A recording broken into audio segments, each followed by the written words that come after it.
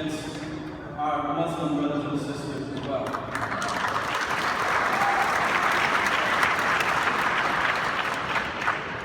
I can feel the love and the pride radiating through this room for the last half hour, 40 minutes. And I'd like everyone who is not a graduate to please stand up and congratulate and honor the graduating class of 2016.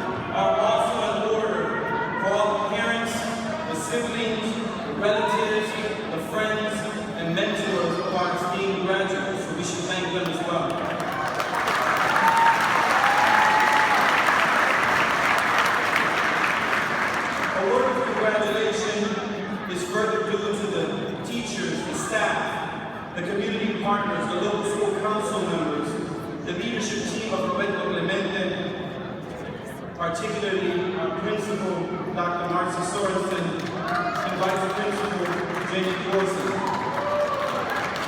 In celebrating these graduates, our graduates, we are in fact celebrating the very village, the entire village that made this day possible. It is my honor to be here with you today to speak with you on your momentous day. Exactly 20 years ago, 1996, it's hard for me to say this, I was in your seat at Sullivan High School, patiently waiting for all the speeches to end and the diploma distribution to begin. So I thank you for the minutes that I have. I know I'm in between you and the diploma. So, commencement ceremonies are about the end of one experience and the beginning of a new experience. Your post-high school life, or some would say is the beginning of adulthood. Now, by now, I think everyone in this room is thinking about the future. Graduates, by now, I'm sure you're probably tired of people asking you about your future. What will you do next? What goals do you have? Where do you see yourself in 10, 15, 20 years from now? And contemplating that future is vital, but I want to do something a little different than most commencing speeches that are focused a little on the future. And I'd like us to focus a bit on the past. We tend to view the past as dead, merely as something that happened or once was, rather than something that's alive in each and every one of us. Whether we recognize it or not, the past lives in us and has shaped the world we inhabit.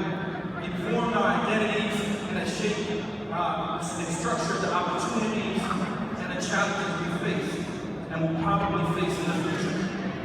Each of you in this room, and specifically to our graduates, have a long and complicated and complex history, which began long before your birth, long before you opened up your eyes and took your first breath.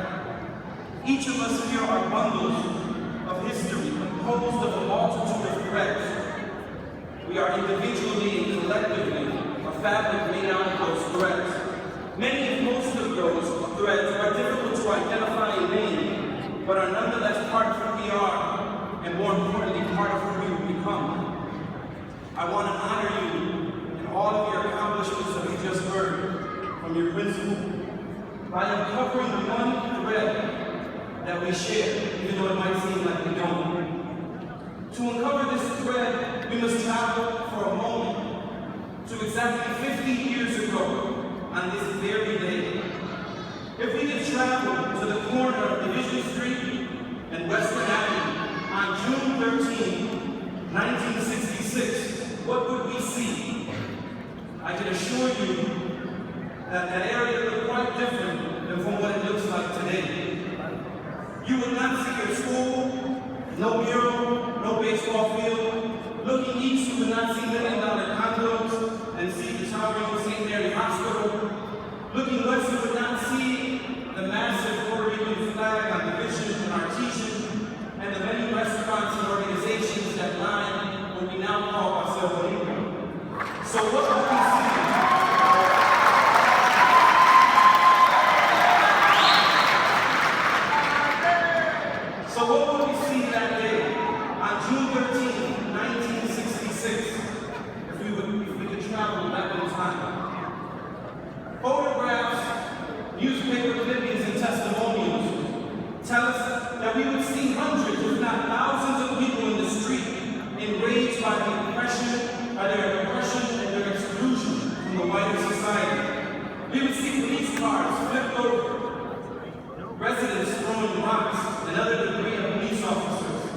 We would see some buildings on fire and businesses being looted, especially those that took advantage of the community.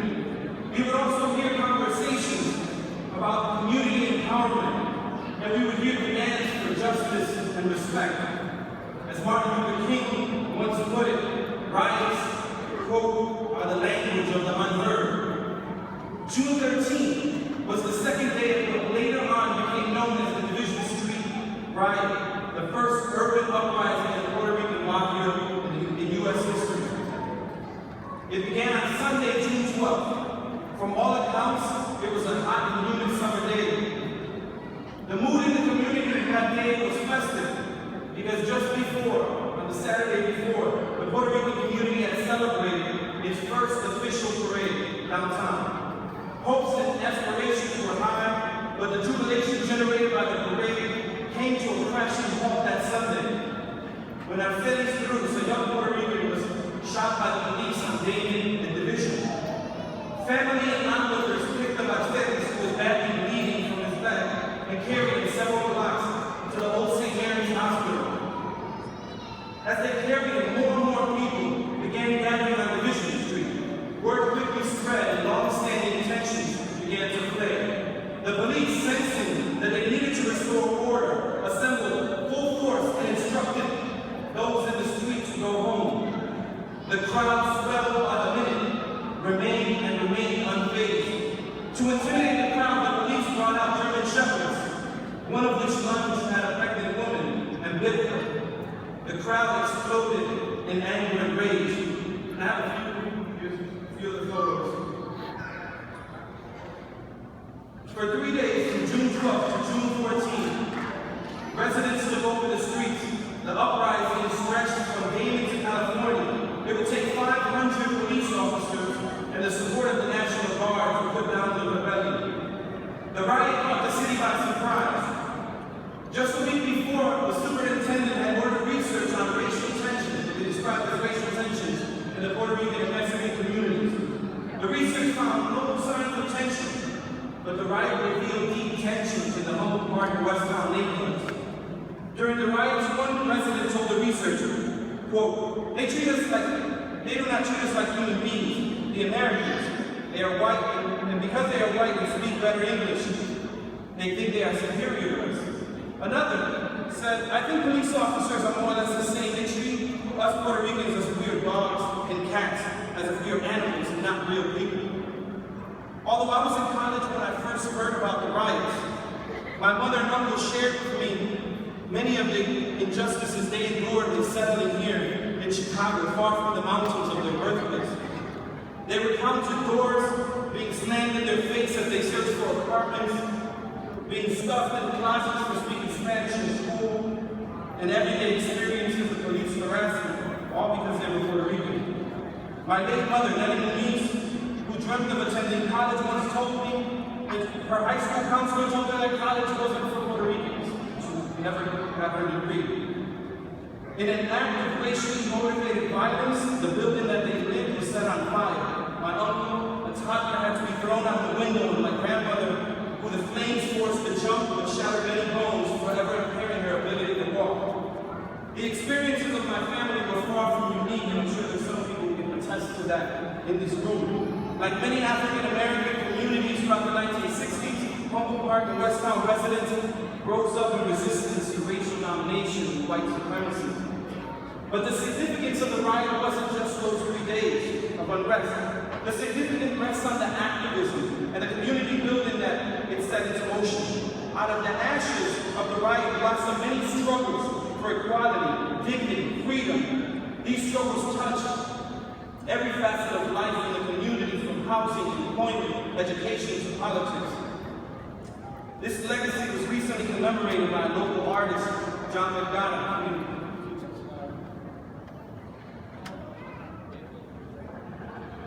I believe he's printing copies of these. We should get some. They'll be limited editions. You may be wondering, rightly so, why I've chosen to tell the story of the Division Street riots here today on your graduation 50 years after the event.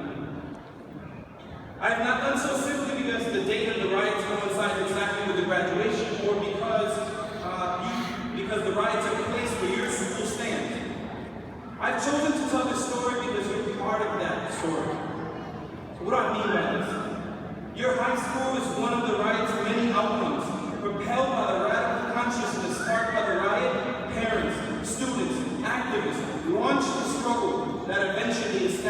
Roberto Clemente High School. You are connected, therefore, to its history and the legacy and present reality of Humboldt Park. I want to be clear that this connection is not reserved just for those that identify as Puerto Rican or those that have lived in Humboldt Park. All Roberto Clemente students, no matter their respective ethnicities or communities, share this historical thread. I've also chosen to share this history because you should be proud on so many levels to be a Clemente graduate.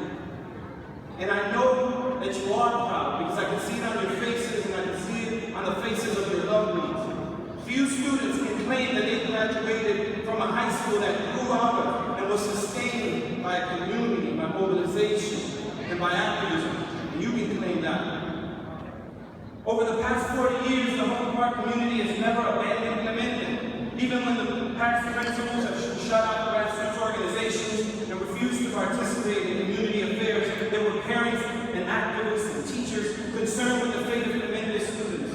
Today, a deep partnership between the school's leadership and the broader community is creating new opportunities for future generations of Clemente students. I'm very glad that my nephew will next year join your school as you move on to expand your horizons. Graduates, you are a testament to the resilience of Roberto Clemente and its students. Your diploma shows us that the past struggles were not in vain. I cannot help but to think of a man whose face adorns one of the walls in your school. This man returned from Vietnam just after the riot and immediately placed himself in the service of the community. He was instrumental in the creation of various community organizations and initiatives. And one of those initiatives was the struggle to build your school. His name, as you know, is Oscar Lopez Rivera.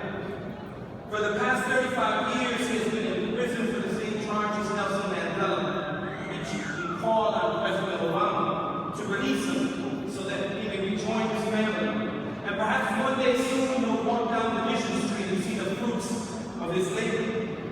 Imagine for a moment him touring Roberto Clemente and learning about all the academic, athletic, culinary, and technological advancements and achievements that you and your students have made and will continue to make. Your accomplishments validate his efforts and so many individuals who have worked tirelessly to empower the community. In addition, I've highlighted this history because although the riot and activism took place a long time ago, it's not wholly alien to us today. Many of the issues and grievances that forced Humboldt Park residents to protest and organize persist today. For instance, we know police brutality is not a thing of the past, nor is resistance to police brutality. Here around the country, from Ferguson to Baltimore, for instance, Black Lives Matter movement has challenged anti-Black racism that undergirds much of the police brutality we see today. I should note that a decade after the riots in 1977, Humboldt Park would once again become inflamed when white police officers murdered two young Puerto Ricans during the Puerto Rican festival. They were unarmed. Their names were Rafael Cruz and Julio Osorio. Our city today, as in the past, is profoundly stratified by race and class. We find pockets of extreme wealth and affluence and extreme poverty. Securing affordable housing and jobs that pay living wage remains difficult and increasingly impossible in this city. Gentrification threatens to destroy long-standing communities. Indeed, there are those, I want to be clear about this, there are those in this new residents that would like to have Clemente transformed to serve their needs, to serve the needs of wealthier new residents. These individuals want to remake your school in their image. They want to cut the threads that connect us in this room and seize their classrooms just for their benefit. All around Clemente there is gentrification, and when there's gentrification, there's displacement. In short, we argue that the context of the 1966 Division Street riot took place, that context has many parallels and continuities today. As Professor Jose Lopez, who's sitting in the front row, has remarked often, history never repeats itself, rather historical problems insist on resolution. This is all to say that we need you. These are difficult times, and I won't even comment on the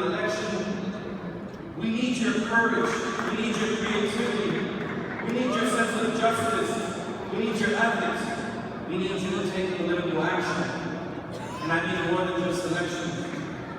It is my hope that your personal histories, your resilience, and the threads that connect us inspire and fuel you to contribute to building a more just and equitable world. A world where all are afforded dignity and respect. A world where hate and violence do not reign. A world that does not separate families.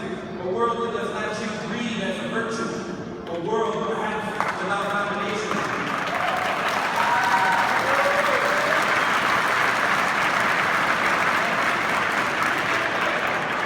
It is in this spirit that Roberto Clemente, who your school is honorably named after, once said, and I quote, "Anytime you have an opportunity to make a difference in this world and you don't, then you're wasting your time on earth." I have no doubt that the 2016 graduating class of Roberto Clemente High School will make big and positive difference in this community, this city, and in this world. You carry a rich and rebellious history. Take pride in this history and take pride in your place and its legacy. As you leave Clemente with your diploma in hand in just a few minutes, remember that you are a gift to all of us. You are the very reason why people struggled for decades and decades, went to jail, some were killed, incarcerated, lost their jobs, couldn't go to school. You are the reason for that struggle, and you are a gift for that reason. So I thank you and I salute you. I honor you on this special day.